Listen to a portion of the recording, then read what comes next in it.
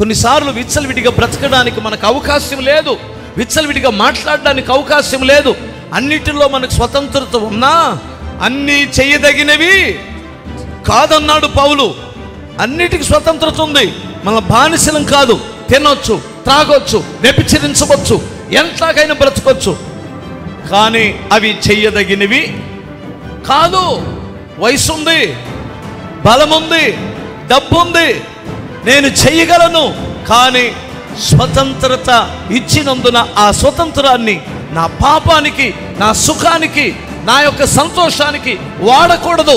నా బలం సంతోషానికి వాడొద్దు.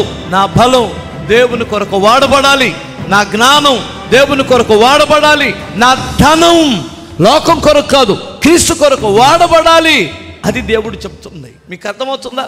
అన్నిటిలో స్వతంత్రత ఉన్న కొన్నిటిని మనం చేయకూడదు, వాడకూడదు. అర్థమవుతుందా? చాలామంది అంటుంటారు, ఏ చేయకూడదా, ఏ కడుపు జబ్బు కొరకు మందు తాగొచ్చని ఉంది,